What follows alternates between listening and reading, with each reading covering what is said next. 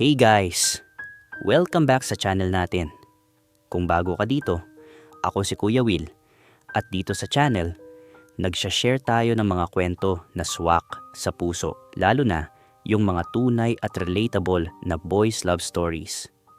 Kung gusto mo ng mga kwento na puno ng kilig, puso at konting gulo, make sure na mag-subscribe ka na para updated ka sa mga susunod na episodes. Huwag mo rin kalimutang i-like at i-share itong video sa mga kaibigan mo na mahilig sa mga BL stories. Ready na ba kayo? Let's get into the story.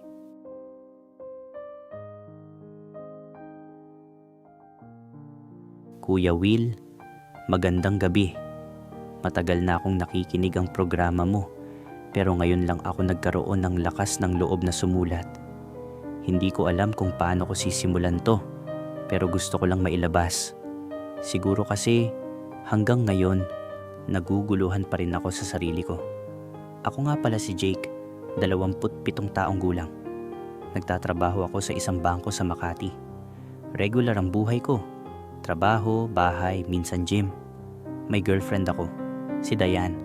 Halos 3 taon na kami. Mahal ko siya. O, siguro mahal ko pa rin siya, pero ewan ko, Kuya Will. Parang may nangyaring hindi ko inasahan. Every morning, bago pumasok, dumadaan ako sa sikat na coffee house malapit sa building namin. Regular customer ako. Iced caramel macchiato, light ice, non-fat milk. Paborito ko talaga. Isang araw, pagbukas ko ng pinto ng store, may napansin agad akong bago. Hindi sa menu kundi sa likod ng counter. Isang bagong barista.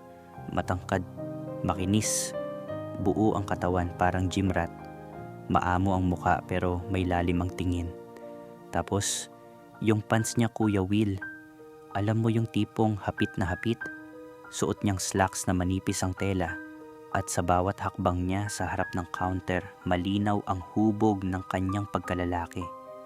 As in, yung parang sinadya talaga para bumakat yung nasa harap niya. As in, ang laki ng bukol ng ulo. Ang weird. Hindi ko maipaliwanag. Hindi naman ako ganito. Pero nang makita ko yung pabukol niya, parang na-magnet yung mga mata ko. Hindi mo alam kung titingin ka ba sa mata niya o dun sa pabakat niyang mas malakas pa sa double shot ng espresso. Napatulala ako sa kanya. Nakangiti siya habang tinatanong order ko, pero wala akong narinig. Ang iniisip ko lang, bakit ganon? Bakit hindi ako makatingin sa mata? Sir? Sir? Sabi niya, sabay kindat. Order mo po. Doon lang ako natauhan. Order ako. Nanginginig ang boses ko. Nagpasalamat ako. Sabay labas ng store na parang nabuhusan ng malamig na tubig. Simula noon, araw-araw na akong dumadaan. Minsan kahit may kape pa ako sa opisina, pupunta pa rin ako. Sinasadya ko siyang abutan. Si Frank pala pangalan niya, nalaman ko nang tanungin ko sa isang crew. Tuwing andun siya, iba ang pakiramdam ko. Parang may kasamang kaba, kilig, at kalibugan. Ewan ko, basta hindi ko maintindihan. Hanggang isang araw, naglakas loob ako. Pre, ano FB mo? Napangiti siya. Sure, sige. At doon nagsimula ang pagkakaibigan namin.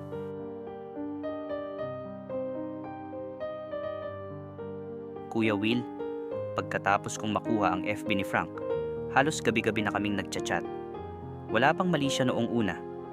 Mga simpleng, kamusta shift mo? O, grabe init ng panahon no. Ganun lang. Pero habang tumatagal, unti-unti akong nawiwili sa usapan namin. Si Frank, kwela, madaldal. Minsan bastos din ang jokes. Pero yung tipo ng bastos na hindi bastos pakinggan. Gets mo? Lalo na kapag gabi na, lumalalim ang mga tanong niya. Hindi ka ba napapagod sa work? Totoo bang mas masarap ang kape kapag may kasamang cute na barista? Straight ka ba talaga? Yung huli, kinabahan ako. Hindi ko alam kung paano sasagutin. Meron akong girlfriend, sagot ko. Hindi ko tinanong kung taken ka. Tinanong ko kung straight ka talaga. Reply niya sabay, may winking emoji pa. Hindi ko alam kung nagjo-joke siya o seryoso. Pero sa totoo lang, Kuya Will, habang lumalalim ang chat namin, parang ako na ang nalilito. Hindi ko naman ginusto, hindi ko pinlano, pero inaabangan ko yung reply niya. Naghihintay ako sa mga, haha, ikaw talaga Jake niya. At aaminin ko, may ilang gabi na hindi ko kasama si Dayan, pero si Frank ang iniisip ko habang nakahiga. Minsan, tinanong niya ako, gusto mo ba ng company minsan? Para kahit di ka makatulog, may kasama kang magkwento. Hindi ako agad nakasagot. Hindi ko rin siya sinagot ng direkta. Pero ang totoo, gusto ko. Gusto ko siyang makasama. Hindi ko alam kung bilang kaibigan o bilang higit pa doon. Mula noon, Kuya Will, parang unti-unting lumamig ang pakikitungo ko kay Dayan. Nag-aaway kami. Maliliit na bagay pinapalaki ko. Hindi ko siya sinasadyang saktan pero parang wala na ako sa kanya. At mas madalas na ako sa sikat na coffee house. Hindi para sa kape, kundi para kay Frank.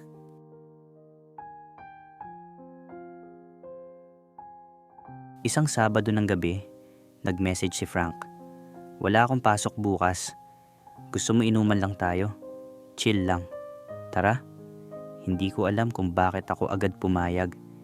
Hindi ko rin sinabi kay Dayan. Ang sabi ko lang, boys night, tambay lang. Nagkita kami sa isang maliit na bar, yung medyo tago, hindi matao. Nagsimula kami sa tig-iisang bote lang, kwentuhan lang, tawa, asaran. Wala pa ring preno sa mga birong bastos niya. Baka naman kaya ka laging napapadaan sa store gusto mong makita yung pakete ko. Hindi yung kape. Biro niya habang umiinom. Napangiti lang ako. Umiling. Pero totoo ba?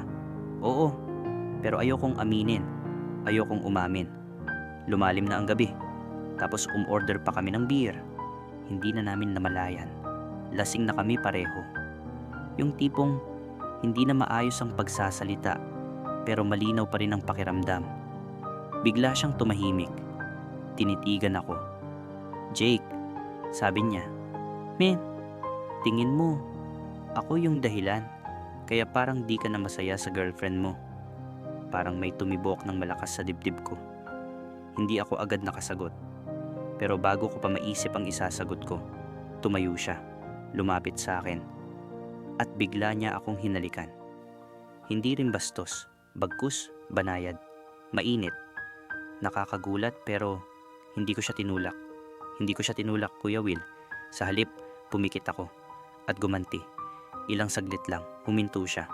Sorry, bulong niya. Lasing lang. Pero pareho naming alam, hindi lang dahil sa alak iyon. May kung anong matagal nang naipon. At ngayong gabi, bumulusok.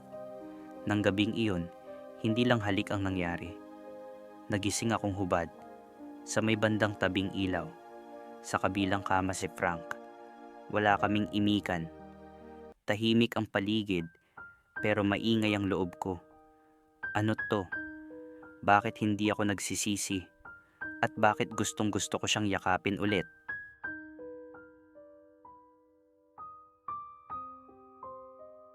Kuya Will, pagmulat ng mata ko kinabukasan, ang una kong nakita ay ang kisame ng isang kwarto na hindi akin. At ang pangalawa, si Frank, nakatalikod, nakahubad, mahimbing ang tulog. Napalunok ako, parang may bara sa lalamunan. Hubad din ako. Bigla akong bumangon, dali-daling kinuha ang pantalon ko. Pinulot ang damit. Tahimik lang si Frank. Hindi ko alam kung tulog pa ba siya o nagkukunwaring wala lang. Pero kahit walang salita, alam kong pareho naming alam kung anong nangyari. Naligo ako sa unit niya gamit ang maliit na towel na inabot niya. Walang tinginan, walang usapan. Pag-uwi ko sa kondo, dumiretso ako sa kama. Tinawagan ako ni Dayan. Hindi ko sinagot. Parang kinain ako ng sariling konsensya. Straight ako, may girlfriend ako, may direksyon ng buhay ko. So bakit nangyari yun? Bakit hindi ako nagsisisi? Bakit kahit nahihilo ako sa alak at hiya, ang bigat sa dibdib ko, ay hindi lang dahil sa pagkakasala kundi sa pangangailangan.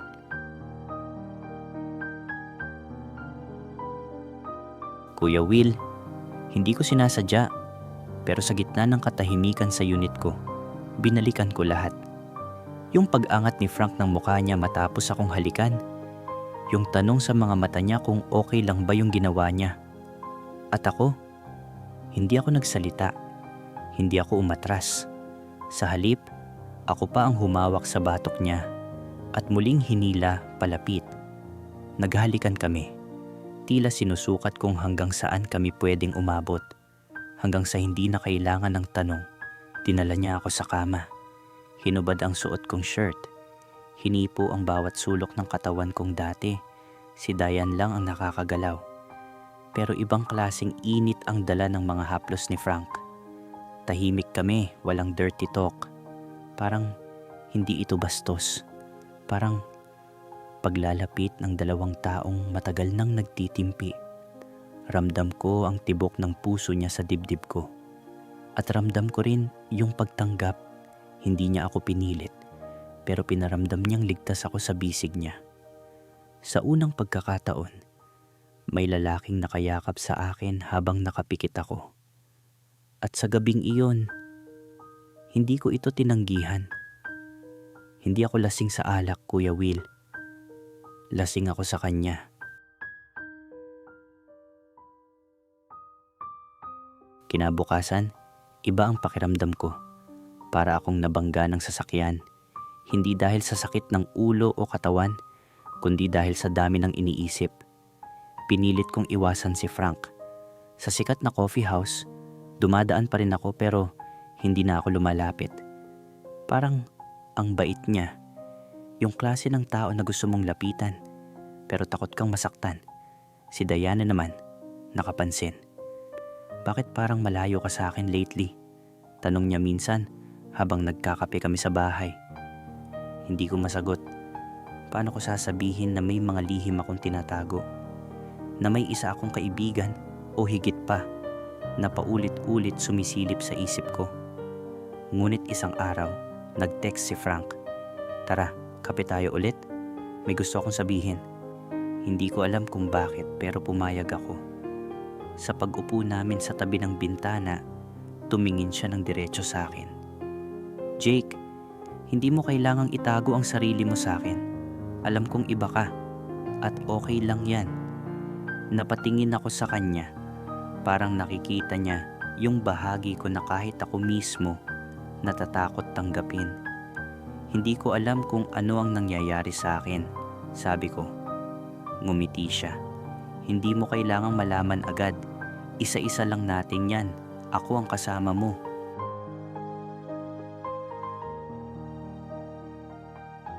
Hindi ko makalimutan yung araw na yun. Hindi lang kasi basta kape ang ininom namin ni Frank. Parang napainom din kami ng tapang. Tamang tapang para mag-open up. Sa unang pagkakataon, sinabi ko sa kanya ang mga kinatatakutan ko. Hindi ko gusto ang iniisip ko, Frank. Sabi ko habang pinipigilan ang mga luha. Pero hindi ko rin kaya itigil. Ngumiti siya. Hinawakan ng kamay ko. Normal yan, Jake. Dito sa mundo namin, maraming nagtatago sa sarili nila. Pero, wag mong hayaang mawala ka sa sarili mo dahil sa takot. Doon ko naramdaman, hindi lang siya basta barista. Siya ang unang taong naramdaman kong totoong nakakaintindi sa akin. Hindi niya ako tinulak kahit sa puntong di ko alam kung sino ako. Habang nag-uusap kami, napansin kong si Diane unti-unting nawawala sa puso ko. Hindi dahil masama siya, kundi dahil may bagong damdamin akong hindi ko kayang itanggi. Hindi ako perpekto, Kuya Will. Straight ako noon. Pero sa kanya, parang nagising ako sa isang bagong mundo. At sa kabila ng lahat ng gulo sa puso ko, napili kong sundan ito.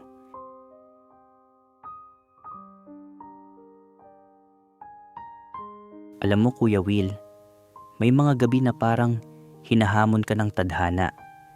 Ganun yung gabing nagtagpo uli kami ni Frank. Pero ngayon, Parang may apoy na unti-unting lumalaganap sa bawat haplos niya. Habang papalapit siya, ramdam ko na yung tingin niya, puno ng pangungulit at pangaakit. Hinawakan niya ang braso ko, dahan-dahang inikot ang mga daliri niya sa balat ko. Ramdam ko yung electric na sensasyon na bumabalot sa bawat parte ng katawan ko. Sabay hawak ng kamay niya yung bewang ko at medyo pinilit niya akong yumuko ng bahagya. Hindi ako makagalaw, parang naipit sa init ng mga mata niya. Dahan-dahan niyang niyakap ang leeg ko. Ramdam ko ang kanyang hininga na mainit na dumadagundong sa tenga ko. Hindi mo ba napapansin, Jake? Bulong niya, lahat ng ito para sa'yo. Hindi ko mapigilan ang sarili ko nang bahagyang haplusin ko ang likod niya at unti-unti kaming nawala sa oras. Ang mga halik namin ay naging mas malalim, mas matindi, pero nanatiling malumanay at puno ng paggalang. Hindi ko inakala na yung hapit ng pantalon niya ay may dala palang ganito kalakas na pang-akit.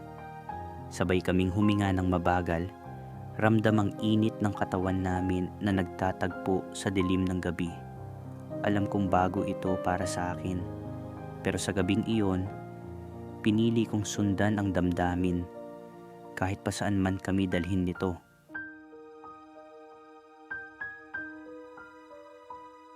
Kuya Will, pagkatapos ng gabing yon, parang gulo sa isip ko. Hindi ko alam kung paano ko haharapin yung sarili ko. Ang mga tanong na matagal ko na tinatago. Ang mga damdaming di ko inasahan. Si Dayan, ang girlfriend ko, unti-unti na ring naramdaman ang paglayo ko. Hindi naman niya alam kung bakit, pero ramdam niya na may iba akong iniisip, may iba akong nararamdaman. Sa trabaho, madalas akong pumunta sa coffee house para lang makapag-isip, at doon ko rin madalas makita si Frank. Parang siya na ang naging kanlungan ko, kahit na sobra ang saya at takot na dala ng mga bagong damdamin na ito. Madalas kaming mag-chat, mag-usap ng matagal kahit gabi na. Napapansin ko na mas komportable ako sa kanya kaysa dati. Mas naiinip akong makita siya, na makausap siya ng personal. Pero alam ko rin, hindi ito madali.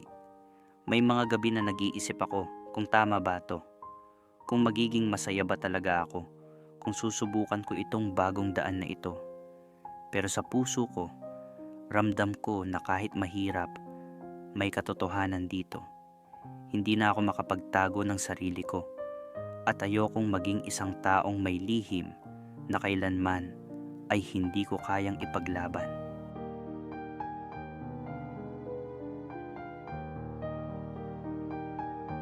Kuya Will, hindi madaling humarap sa sarili, lalo na kung ang puso mo ay tila naglalakad sa 200. Pero natutunan ko na minsan, ang pinakamahirap na hakbang ay yung unang hakbang patungo sa pagiging totoo. Pinili kong kausapin si Dayan. Inamin ko sa kanya ang lahat, yung pagkalito ko, yung mga bagong damdaming hindi ko inaasahan, at yung pagkakaibigan ko kay Frank na unti-unti nang naging higit pa. Hindi naging madali. May mga luha, may sakit, pero sa huli, pareho kaming nagpasya na kailangan naming maghiwalay ng maayos. Pagkatapos nun, mas lumalim ang samahan namin ni Frank. Hindi lang kami basta magkaibigan o dalawang taong may lihim na pagkakaakit. Naging official na kami, puno ng respeto, pag-unawa at pagmamahal. Hindi ko alam kung saan kami dadalhin ng buhay, pero handa akong subukan. Dahil sa kanya, natutunan kong mahalin ang sarili ko ng buo, tanggapin ang mga bahagi ng puso ko na matagal kong itinatago. At sa bawat kape na iniinom namin sa sikat na coffee house, naaalala ko na minsan, sa pinakasimpleng lugar, nagsisimula ang pinakamagandang kwento ng pag-ibig.